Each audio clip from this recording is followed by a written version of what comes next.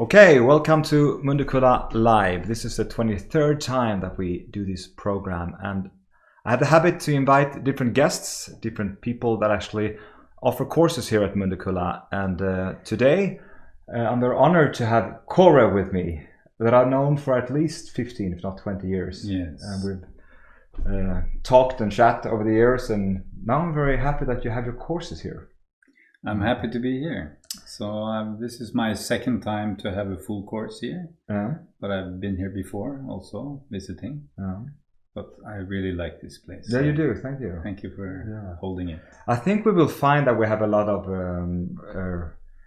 things in common. I think we already know that. But the more I read about it, the more I learn about you. I feel like one thing is Thich Nhat Hanh. Yes. I would like to speak more about. Yeah, you have retreats here with Plum Village. Yeah, monks. Yeah, right? That's been. And I know you've been there. Yes. And that monk that was here, he said he remembered talking to you back in 2003 when you were about to start the whole Zen coaching thing.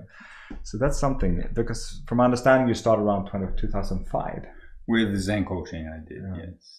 I would like to start a little bit before that. I mean, what brought you into this? But also, I know that you worked in the UN, and I know you've been inspired by Marshall Rosenberg and different teachers along the way before you started your own thing. But what made you, what is your background when relating to UN? What did you do back there? Yeah, well, I studied in university for 6 years, different subjects: computer science, business, philosophy. And after my studies, I was well equipped to be like a management consultant trainee, kind of start in that area. That was attractive to me. But I also felt a strong urge to like do something good for the world. I felt very strongly the unfairness of the world, that so many poor people, so many rich people, and some basic injustice.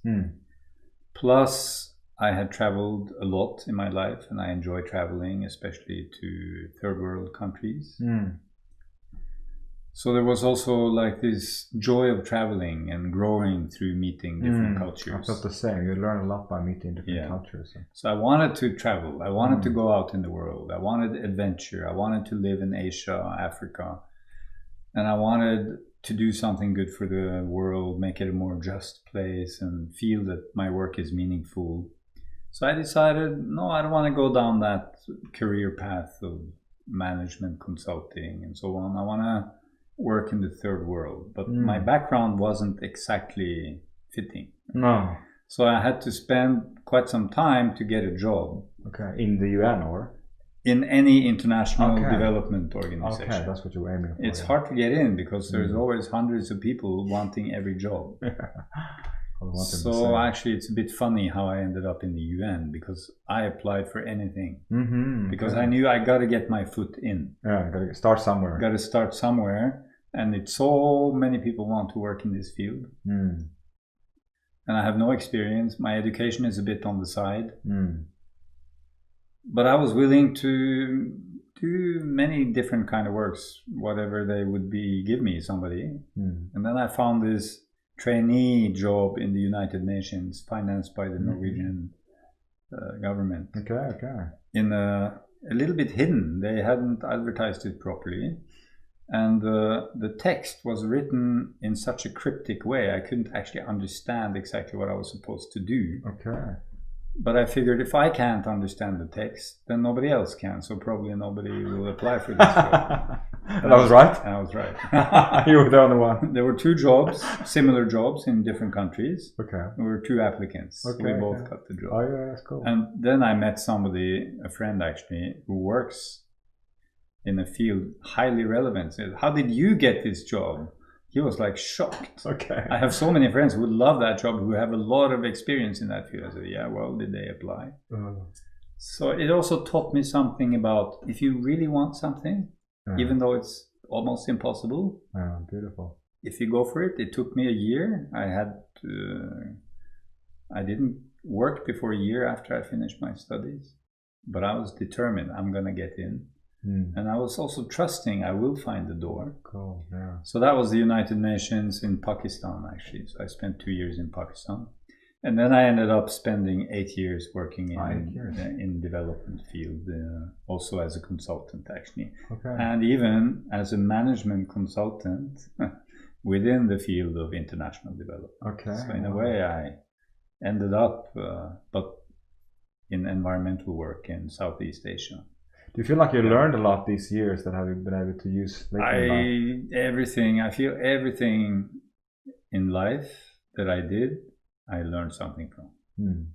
My mistakes, my pain, my failures, my successes.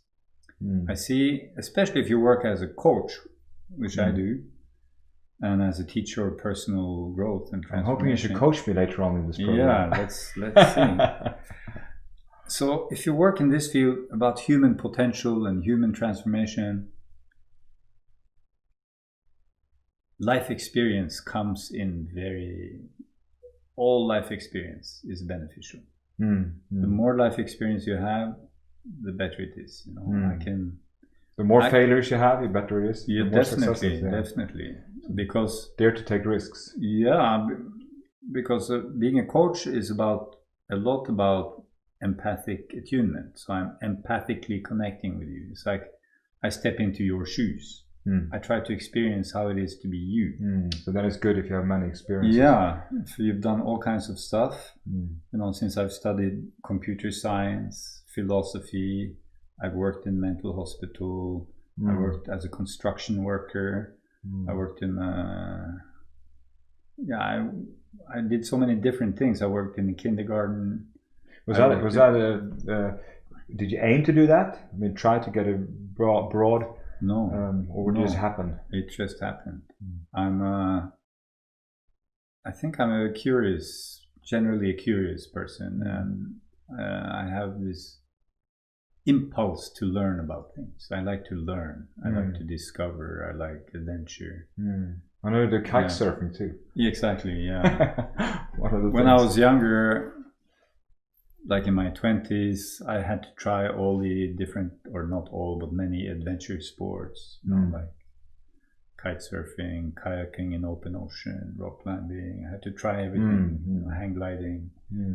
So there's this impulse that life is a buffet, and I want to experience all of it, you know, or not all of it, but much of it. I want to, but it's also about finding my way. I feel also as a coach, when I coach young people, like a 20-year-old, say, I don't know what I'm going to do with my life, then I say, well, do you need to know? Or can you experiment? Nothing turned out the way you somehow maybe expected yourself. Yeah, and I say, or maybe can you experiment? Because how can you choose your life path as a 20-year-old before you've tested different things? So I believe very much in giving yourself time to try many things. And then something will resonate. This is right. So I tried so many things. And when I finally decided I'm going to go for coaching and teaching coaching, that's what I'm going to focus on. That's what feels the most right for me of all the things I've done. That was in my late 30s. But you came up with the idea. Yeah, well, it came to me. Like 20 years ago, you kind of started thinking about maybe I should do coaching. Yeah, so... Well, it was more like an unfoldment. And when I went into that, it felt so right. And since then, it's always felt completely right. And what made you all my experiments shows me this is not right at all. This is more right. Now I feel more aligned. So I feel this is how life is. We have to try out, constantly find, and then suddenly something clicks. When you're 20 or 30 or 50 or even 70, something clicks. This is the right thing for me. So that's how it's been for me. I enjoyed many things. I learned many things, and like when I worked in international development, I learned a lot. I enjoyed a lot, and there were many things I did not enjoy. I think that's with everything you do now. And finally, there were so many things I didn't enjoy. Yeah, that's too much. Yeah. And I said, why am I doing this? And then I went to Plum Village and spent quite a lot of time there. Oh, you did? I was living there. Yeah. So did you plan already then, or even before then, that you should start your own coaching? Or was it more like you? That was for my. I had enough of. I felt I wasn't aligned fully in my work anymore, and I felt a strong urge for my own inner work, healing, transformation, and more like an inner adventure. So I went to Plum Village for a 10-day meditation retreat, and I loved it. And so I came back for more and more and more and more. Wow. So it just... This was in the beginning of 2000? This was late 90s. Okay. Yeah. To say something about Plum Village and Thich Nhat Hanh, a Buddhist monk that inspired millions of people, I'd say, to become more mindful. Yeah. It's called Mindfulness Practice Center, so it's not... Well, I guess of course it's related to Buddhism, but it's very much about anyone can do it and just practice to be more aware in the moment. Yeah, so Thich Nhat Hanh, I feel, is one of the teachers who have brought mindfulness to the West. Because for 30 years and 100 books and thousands of students and monks and nuns spreading mindfulness. So I feel he's one of the big forces behind the mindfulness movement. And it is a Buddhist monastery also. So he also has hundreds of monks and nuns, and so there is also a depth of commitment, and there is a very strong link to the Buddhist tradition. It is a Buddhist monastery, but it's a Buddhism which is very open and inclusive and kind of adapted to modern living. I remember he mentioned he found the name engaged Buddhism. Exactly. To kind of like put it more into practice. It's I was very attracted to that concept. Did you think about becoming a monk? Well, in a way, when I was living there for a year. Oh, you did? Okay. Yeah. And I enjoyed it so much. And I felt this lifestyle is very nice. It has depth, it has beauty, it has peace, it has learning, it has good friendships, it has beautiful nature, it has contribution. We're all these people coming through, you're contributing, it's meaningful. Wonderful. So I felt I can live like this, but I didn't want to become a monk. I liked the lifestyle of total dedication to presence, mindfulness, growth. But inside myself, I didn't feel the calling for the specific practice of being a monk. Could live there for good, so to say. Well, I could live there for good, but the whole idea of monkhood and sexual abstinence, it didn't appeal to me. I didn't feel that calling. Didn't make sense to me, actually. Why? I feel, for me personally, abstaining from sexual relationships, intimate relationships, I don't see a big meaning in it personally for me. You can actually bring people closer. Yeah, and this practice of celibacy has many historical reasons. One reason is 2,500 years ago, the monks of the Buddha were walking around all over India 9 months a year. Single young men. Didn't really work. And the women in the houses around, it would have become a big problem if they weren't seen by everybody as being celibate. Then they would have been a threat. So it's also a practical reason for that celibacy, to keep and to really dedicate in your practice, and also to serve for others, I guess. Yeah, there are many factors to it, but for me personally, I'm not so attracted to that. I feel celibacy can be the fruit or the outcome of something. Like, it can be something that is a natural unfoldment. That I'm done with that. I can just mention, I had an interview with a monk from down there just a couple of weeks ago in Mundekulla Live. If you who listen want to dig deeper into that practice and what they do. They have this beautiful techniques like flowering and how you can help each other to grow. Yeah, totally. It's a beautiful. And maybe that's what you use in your coaching or similar things, because this is my foundation. What I learned, the practice I did there, what I learned there is the foundation of what I call Zen coaching. Wonderful. And also why I call it Zen coaching. It's inspired by my experience with Buddhist practice and Zen studies, and since then I have many other influences. Yeah, I remember Marshall Rosenberg. He's also that was the next one. So the on first you and many other people. Yeah, exactly. Well. So the first one was Thich Nhat Hanh. I loved his teaching and the community there and the practice and everything. And then I came in touch with Marshall Rosenberg through a video. And I was mesmerized, like, wow, this guy is onto something, you know, because I've been interested in communication and relating and studied this topic for 15 years by then or more. I'd read 100 books about communication, relating, but I had never found anything that was fully satisfying. But when I heard Marshall Rosenberg speak on this video, and then I borrowed a book, his primary book, his Bible, which is simply called Nonviolent Communication. Every single sentence rang true to me.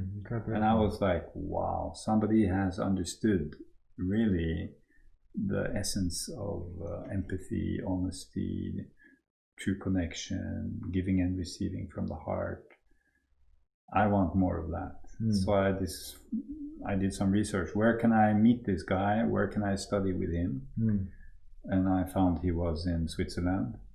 So I took my little foldable bike and I biked from France to Switzerland. Yeah. Put my bag on the back of the bike and I biked to Switzerland.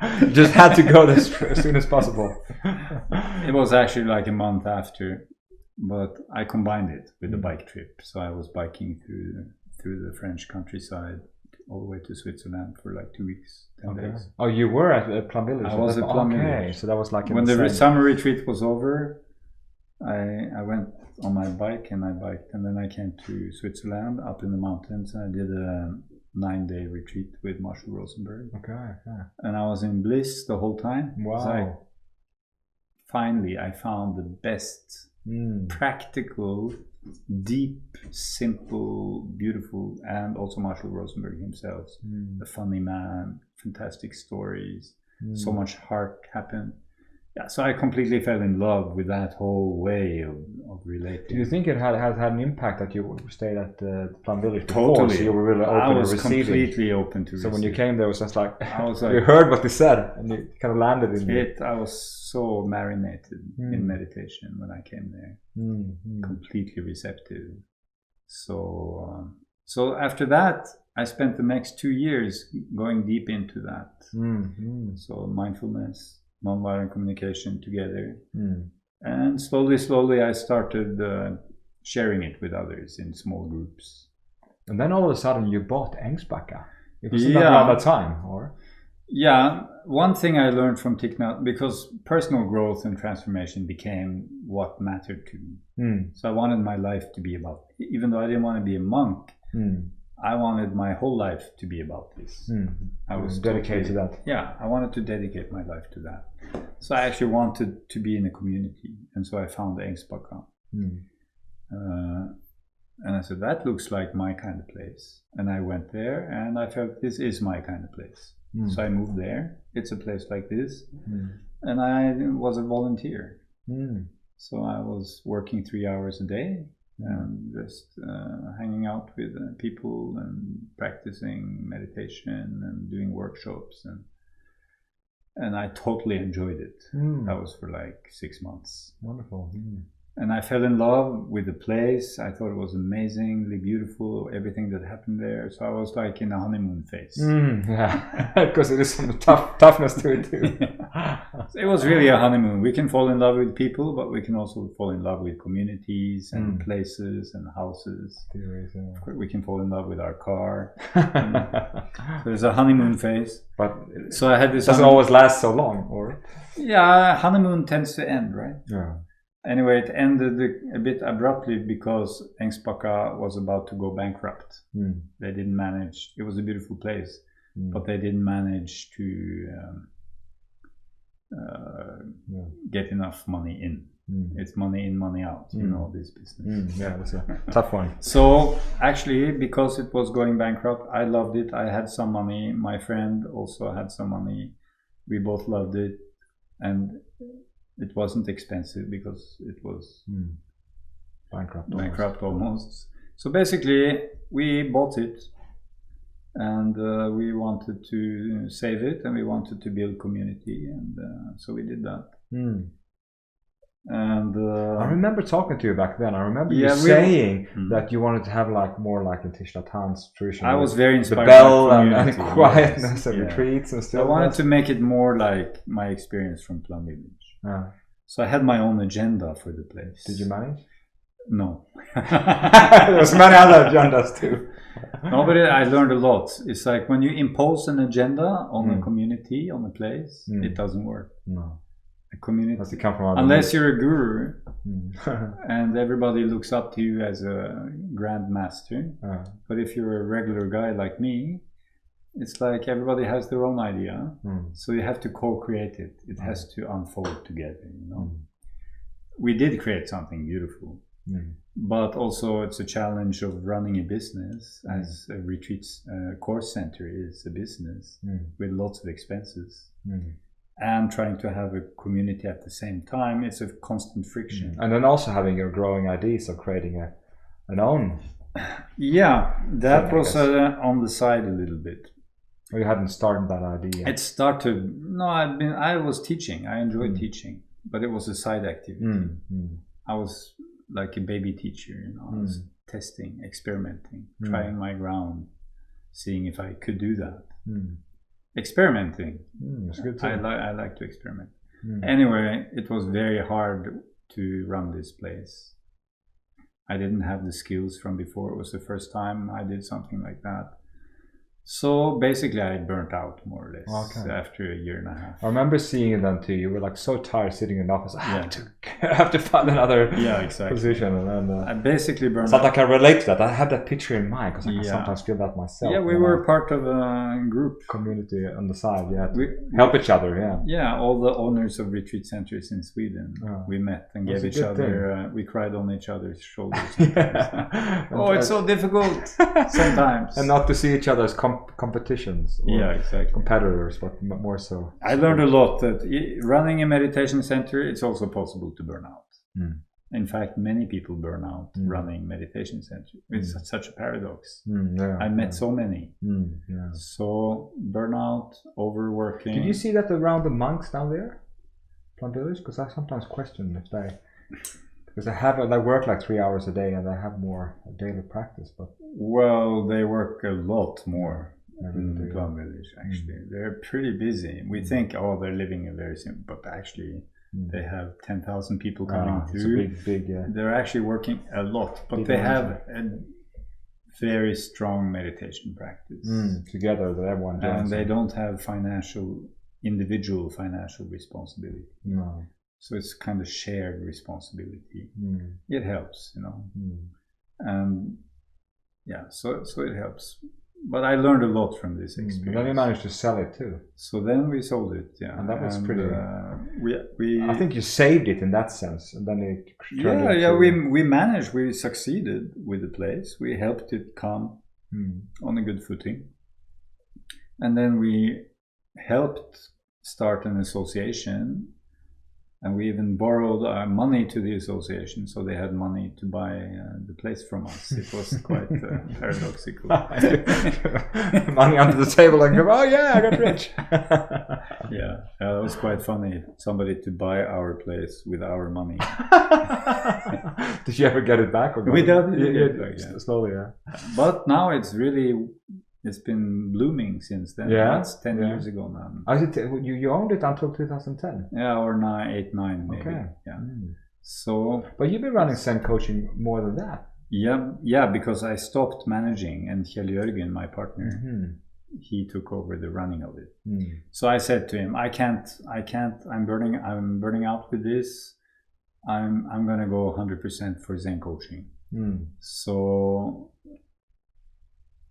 either you run it or we sell it. And said, okay, I will run it. So he took over the responsibility. So I was helping from the sideline. So we sold it finally in 2008 or 9, and since then it's really been blooming. Wonderful. Until Corona hit, and then difficult times again. It's a stress. As all centers, I guess the Corona has hit us all, one way or the other. Okay, but then you started doing the coaching. Let's dig into that. Let's dig into that. That's inspiring. What is Zen coaching? What is it? Coaching. Because you bring big groups now because of Corona. It's smaller, but you usually have like 6 to 80 people coming for a week and practice. Exactly. And it's like 3 levels, isn't it? Yeah, this is the advanced training. So I have a 1-year training, which is part-time training for 1 year. And then when you finish that, you can do the advanced training, which I'm doing here now.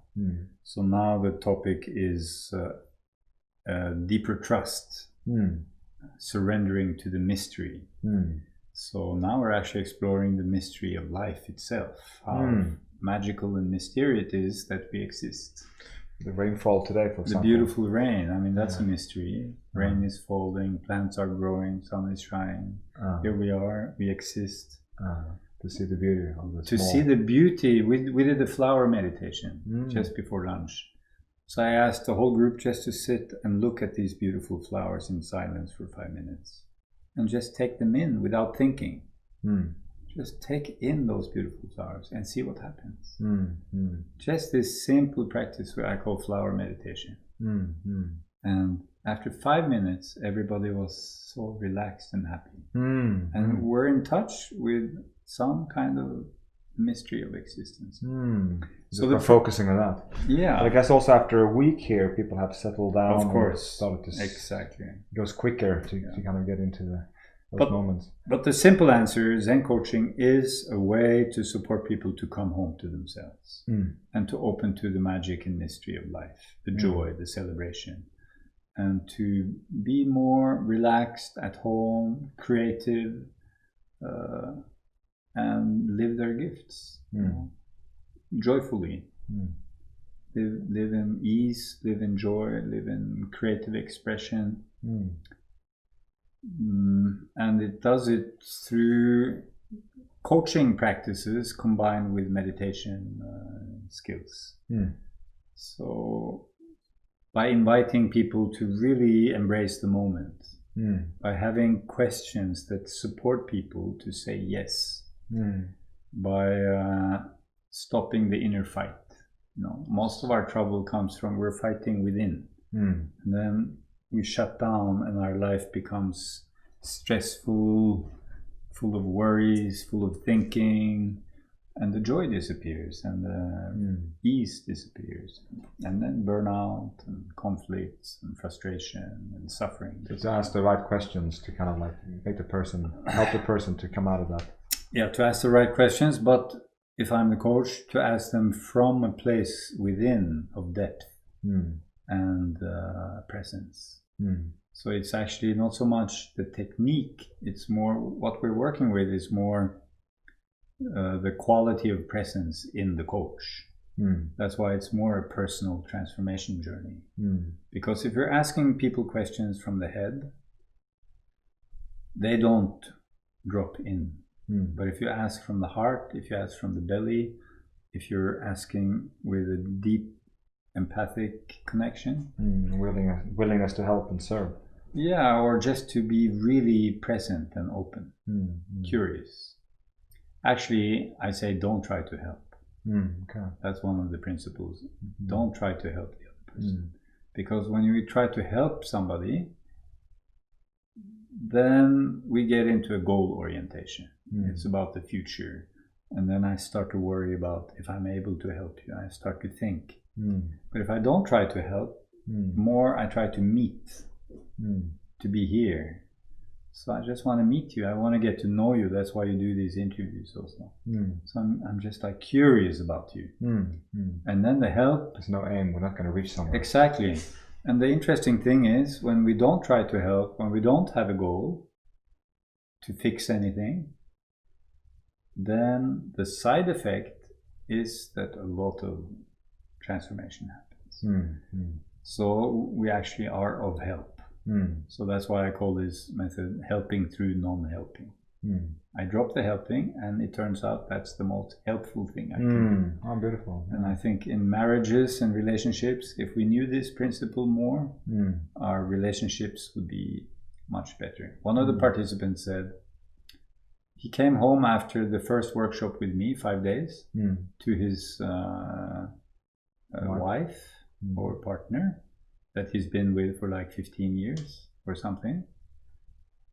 And she had something, and he really listened to her and asked her some questions from the heart and was really there. And she said to him, wow, that's the first time I feel received by you. Wonderful. In 15 years or 5 years, I don't remember.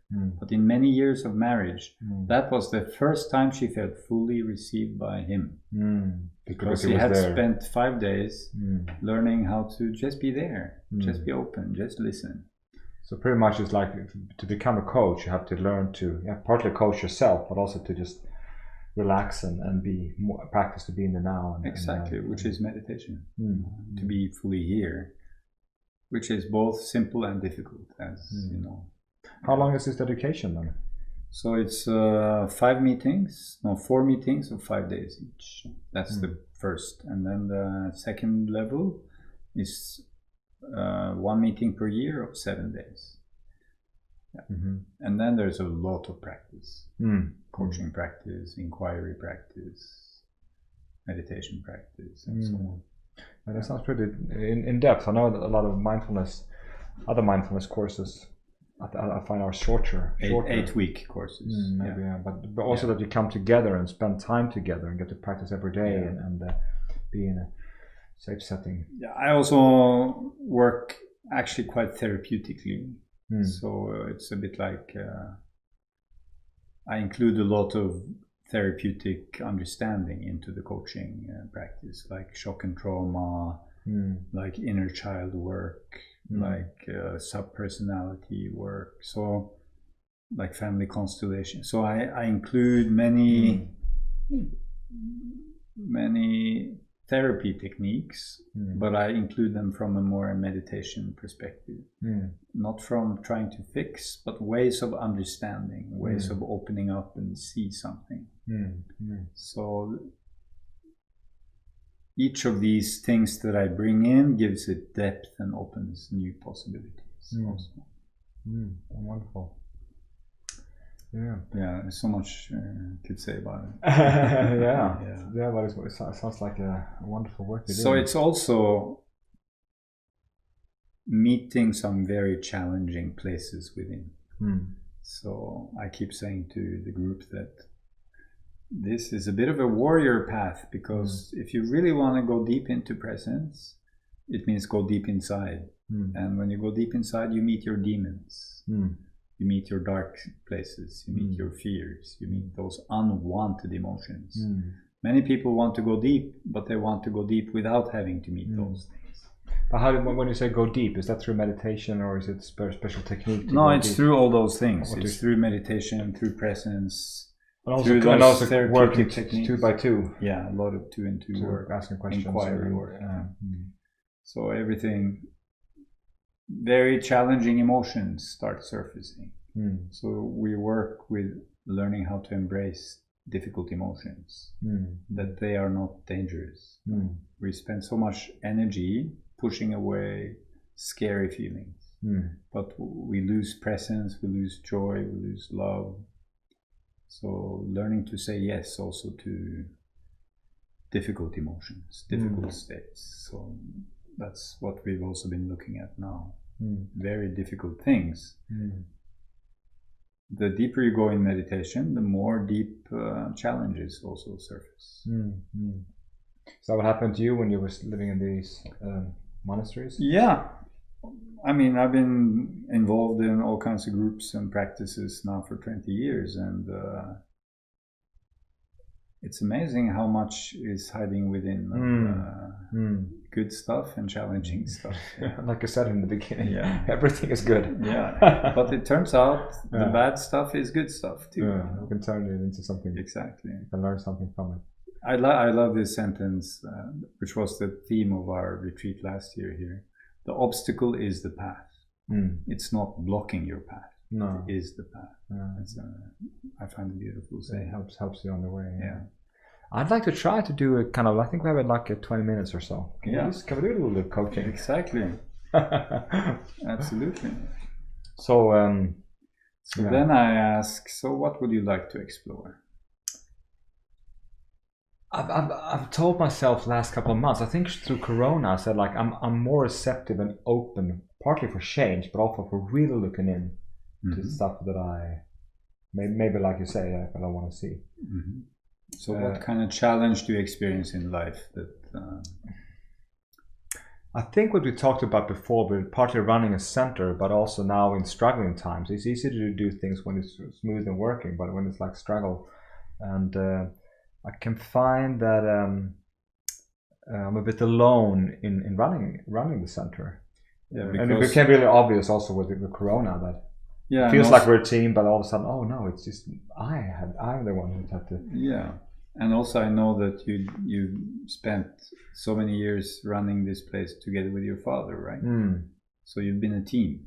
Yeah, and also my former wife, which was still here, but yes, like I said, my father passed away. And so there was a togetherness. Yeah, there was shared responsibility.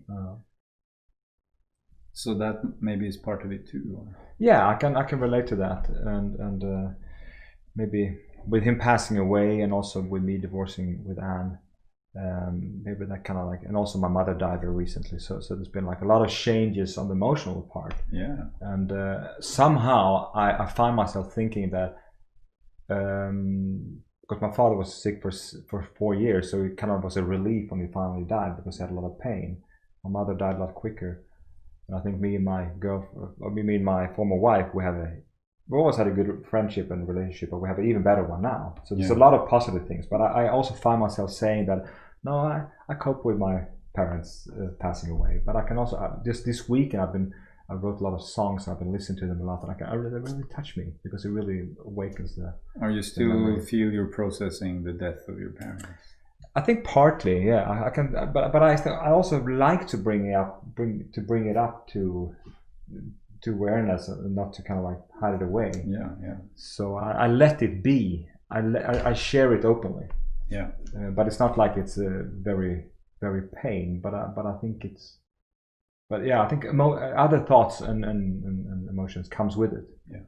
So you mentioned there's a feeling of being alone with this responsibility of running this place, and now on number one, your wife, you ended the relationship, and your father died, and then so you were more alone with running it, and then Corona came, and it became more challenging. Yeah, but I think it's been challenging the last couple of years. But there's something also like was a drive when the Corona came. Now I really now I have to fix it. You know? Okay. I think like you, I like kind of risk taking and challenging. Okay, but so that brought up some energy. Yeah, but there's also one other part that I come into contact with now, and it's the fact that when my father passed away, I kind of realized also maybe the not so good parts in our relationship that I wasn't so aware of before, in terms of like you are what you do in a way, because it was very much promoting tapping my when we did something, but when we're just being or just like so he was emphasizing doing. Yeah, I think that's the part of it, and that's also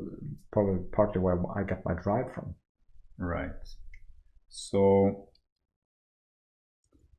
and I long very much into just taking it easy. I do take it a lot easier today than I used to do. So his passing, when you speak, I just feel like, oh yeah, I want more of this. Yes. So when he passed, that trigger doing energy suddenly didn't get fed so much. No, and it's like I don't have to do this anymore. So I feel more like open to actually let go. So you were partly doing it because he was engaged in it. I think as long as he was alive, it felt like it was just like a must or something that we were doing. But then when he passed away, I think it was like a year ago now. Then it's been more obvious to me that now someone said, do you feel like obligated to continue now because you have to continue the work? And it feels easier to let go of it. Right. But I'm also, of course, if I should let go of it in some way, I'd like it to continue growing in the same way. So it's not like I want to let go of it tomorrow, but I'm open. It's like detachment practice. Yeah, so it is kind of your life's work, or one of them. Yeah, totally. It's been 20 plus years of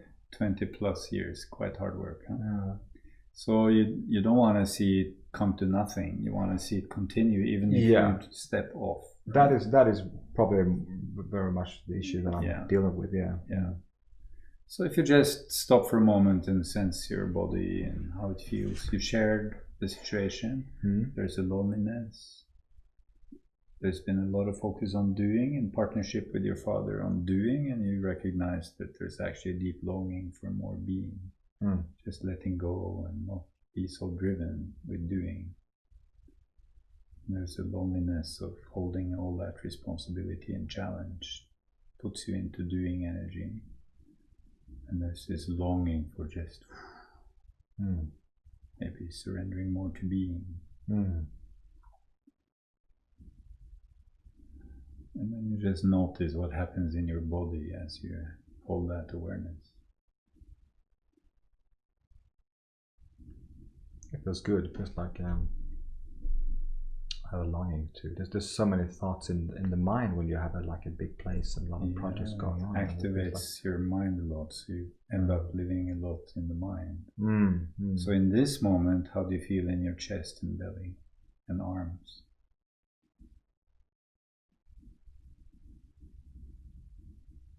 In this moment, I feel calm. Maybe I can feel a little bit on my chest, actually. Yeah, what do you feel there? The physical some kind of a pressure on my chest. Yeah. So there's a pressure on the chest. So what if you simply allow that pressure to be there without trying to fix it? More like you embrace it. Maybe you can even be curious about it. Is that possible? Yeah. Like showing some friendliness to this pressure. Welcome it. Yeah. And really feel it, fully feel it. Like you enter into the feeling of it. So you're not just witnessing it, you're actually entering the feeling of it. But with a kind of friendliness.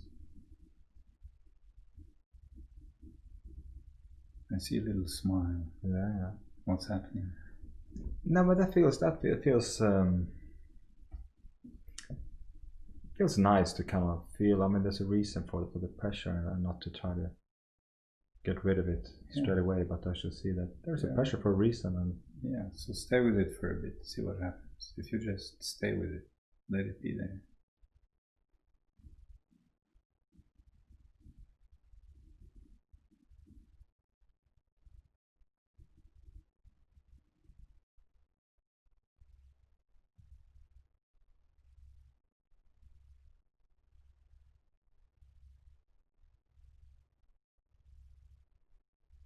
Yeah, I can feel it disappearing a little bit. I don't feel it so strongly now. Okay, so it softens. Just notice that. And what's the sensation in the chest now? It's not as clear. I don't really feel it. I can feel that I think I do a lot of, I practice that a lot of breathing exercises now every day, so I can feel that I breathe very much with my light breathing kind of thing. And I can feel like, I want to fill up your lungs. I want to fill up my lungs. So let that happen. There's an impulse to fill your lungs more deeply. So if you let that happen.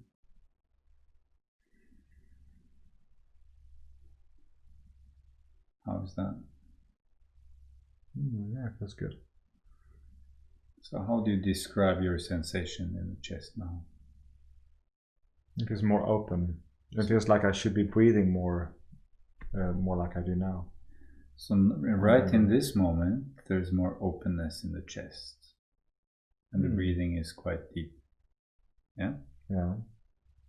And there's an awareness that, it's good to remember to breathe like that more, right? So the chest is open. Now if you sense the rest of your body at the same time, arms, legs, throat, head, belly, If you sense your whole body now with the open chest, how is that? Feels like I haven't been aware of my rest of my body. So it feels like I want to sit in a better position. Yeah. Let my body rest and care for my body in a way. So there's an impulse to actually care for your body, and you remember that you've forgotten to sense it. But now, are you sensing it?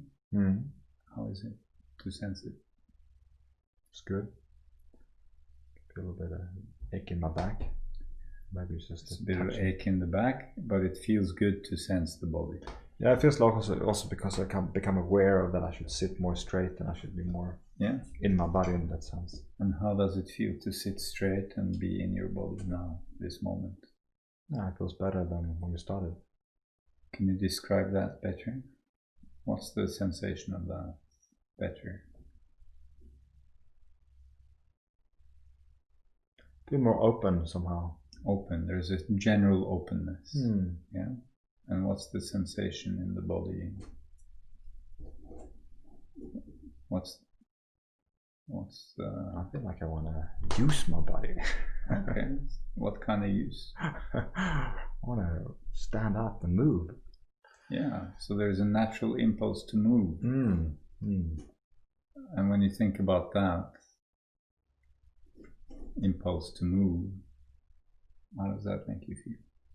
It feels like a child that wants to kind of loves to run and just use its body. So you want to use the body in a playful way, right? Yeah, I think I've been sitting too much on the office, sitting, working. Yeah, so it brings you to awareness of a playful child within. Wants to run around and use the body and be alive, right? So notice that. And notice also what that awareness does with you. Yeah, it reminds me about the importance of being in my body and not hunching in front of the computer. Yeah, whatever I do when I sit. One thing at a time.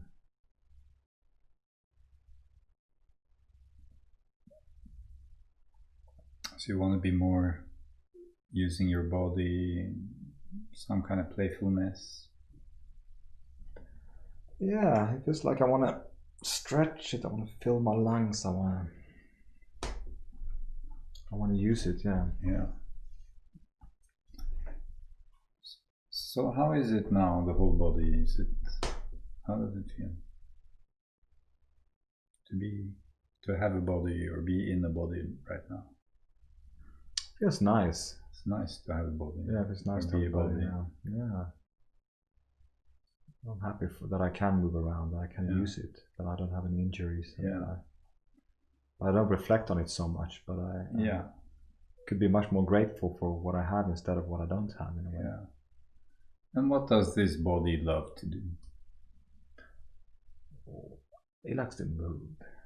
It likes to play and run and be used. Right. It likes to play and run and walk and be in movement. What kind of movements does it especially enjoy? Comes to mind is walking. I do a lot of walking, but I am maybe I should start running again. Running, walking. But I can also find myself, I do some yoga and qigong every now and then, but I keep stopping after a while because it takes discipline. Yeah. But I can see that my body would love to move and stretch more, I think. Yeah. So it's not only by walking, but actually to be used and to feel like. Yeah. So it sounds to me like it's this being stuck with administration and office goes against the natural wish of your body. Yeah. If you spend too much time on that. Yeah, that sounds true. And now if you imagine other people, like engagement with other people, if you bring in awareness of that, body meeting other bodies, people, what comes up when I say that? being with people, what kind of connection do you enjoy or wish for? The reason I ask is you mentioned aloneness, kind of loneliness, so that's why I'm mentioning it. What comes up when I ask about that? I feel like more thoughts about my girlfriend. It's not so much that I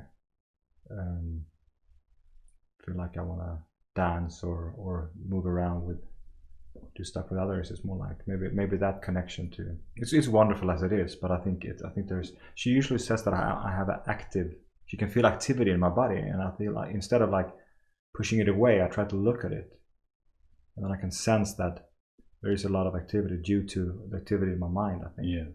So I think like it would be helpful for me to be more in my body and not so much thinking about projects and dealing with stuff, and so that would help the worry meeting. maybe about the future and so on. So that would help the meeting with her also. Yeah, I think that would be so.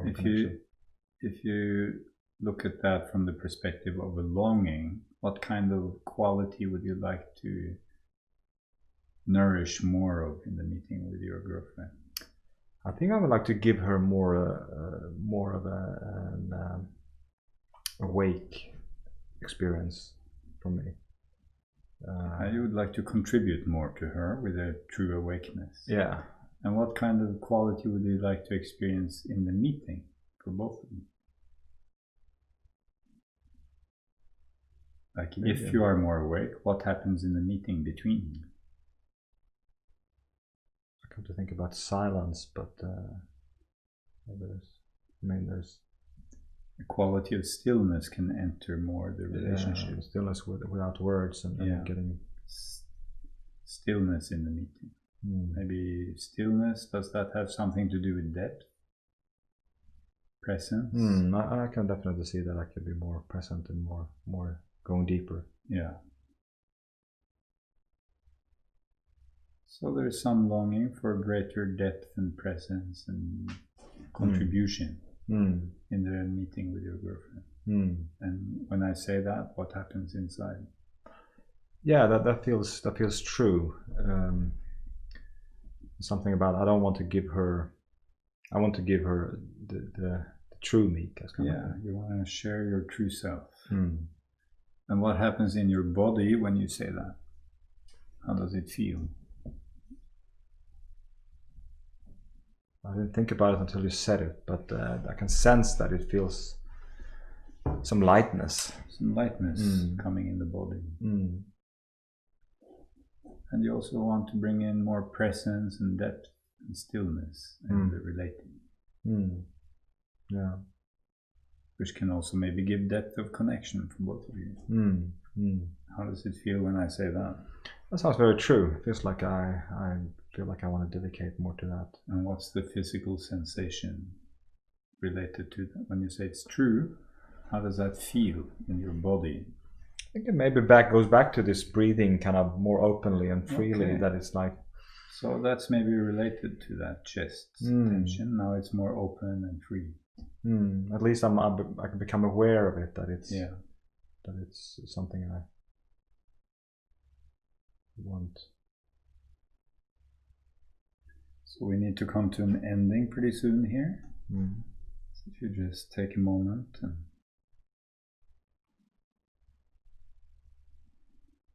if we had more time, we could look into more details, but how is it to end here for now? No, that's fine. That's cool. I feel like you can, as a last thing, you can just look at your responsibility for Mundekulla. Just look at it from this place within, without thinking. You just see and notice if anything spontaneously comes up, like an insight or something.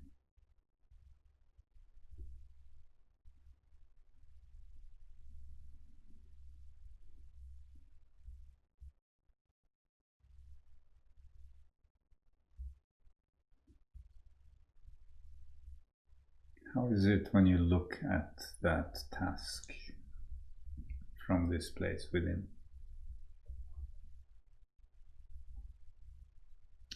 I think I've had a thought during Corona now that I just want to close down the place because that's the only way I can rest from it. But maybe the insight is that it could still run, but because it's a matter of perception or relating to Mundekulla. So maybe I could step away more than I actually do. Okay, so you see some new opportunities. Yeah, I can see that growing. Yeah, some new opportunities are growing. Dropping it completely is not necessarily the only path. No, there's something about I think it's dropping habits that I have. Dropping habits is more important than dropping Mundekulla. I think sometimes you just let go of things and then you think you're free, but it's still part of your system. So there's a learning experience here that I want to work on. Okay. How is it to see that insight? I think that's nice. How does it feel? It feels good because I kind of like so much what's happening here. So it feels like it's not a matter of just letting go and feel like, oh, now I'm free, because there's a feeling of being free. And it's not so much about owning things either, but contributing to the greater. So notice the physical sensations again of that possibility. Maybe continuing and shifting some habits and still finding a way to enjoy what's happening. How does it feel physically to see that? Well, that feels like a positive approach. And physically in your body, like in your chest, in your belly?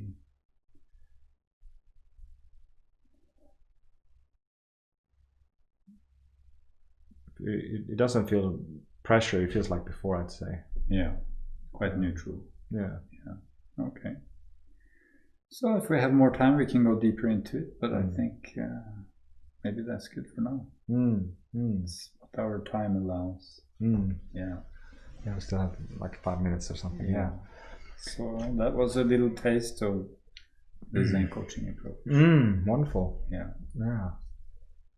So that's it's very much about meeting the sensations in the body. We often skip that part.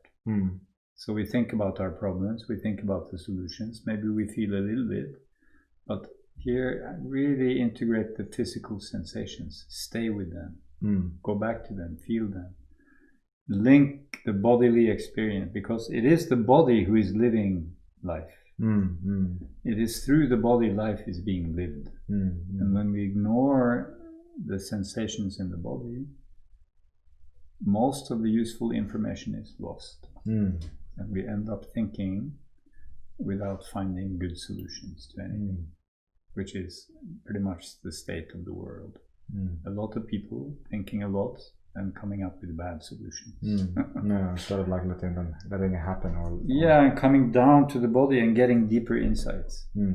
They come from actually just meeting ourselves, our sensations. It's also interesting what you said. The more you meditate, the more things come up, because I can see the habits that I've changed in my life last couple of years. That I stopped drinking coffee, I stopped drinking sweets, alcohol, and being more aware of what we talked about now. But still, I feel there's more. Now I get in contact with it in a way that I didn't a couple of years ago. Exactly. So now it's like, now I can feel that, okay, because it's so easy to forget and sit like this, or to have the mindfulness bell ringing every now and then. The collective addiction to computers and internet is not so much helping our embodied connection. I have the same issue. I also end up sucked into this virtual reality. Yeah, and still you know that you know what you can do about it, and you know that it's not good for you, but it's so easy. It is very addictive. It's like, whatever it is. I mean, we still know. I mean, we have a body. Yeah. And I remember when I was living in temples, also in the end of the 90s, before I came here, I remember some Hindu temples and stuff, and they were really just talking about the body as being a problem. Yeah. You know, and it felt like, and then I could feel they walked around with bodies that didn't work. So to actually see that, no, this is what helps me experience the world. Celebrate. It is our life. This is the temple. This is a temple, really. So in my workshops, we dance a lot. We do intense breathing exercises. We do movement meditations. We do shaking. Then we have vibrations from gongs, and activate. It is really, the body is, and I feel in spiritual world, the last 10 years, this awareness of embodiment and integration into the body is a new wave. Now there's embodiment summit on the internet, big, huge conferences on the topic of embodiment. We cannot just awaken in our mental sphere if we don't include the heart and the belly and the body. We are missing out on a big chunk of what it's all about. Yeah, sounds true. Yeah, wonderful. Yeah, wonderful. Big thank you. Yes. And I think we're about time now, and an hour session with Kåre and Zen Coaching. Read more at zen-coaching.com or zencoaching.com. I also have online programs at patreon.com/zencoaching. So I offer monthly webinars, 3 hours, and I offer coaching, individual coaching, and so on. So that's also a way to try it out from anywhere you might find yourself. Yeah. Wonderful. Yeah. So read more. I have you come back here in May. I come back here in May, and I have a 5-day open workshop at Ängsbacka in the beginning of January, open for anybody. So if anybody out there wants to go deeper, I always say come in January for a deep, beautiful journey, 5 days. Relaxing into being, I call it. Beautiful journey. That's also, just to end with that, it's interesting how you used to work hard at Ängsbacka, and then when you started your own concept, now we actually contribute to Ängsbacka survival by putting your courses there. Yeah. So that is also a wonderful thing, that to do what we're here to do. Yes. So, and if you want to see this program and also other programs before, you can go into mundekulalive.se, and we have all the programs there outlined. Okay, thank you very much for tonight.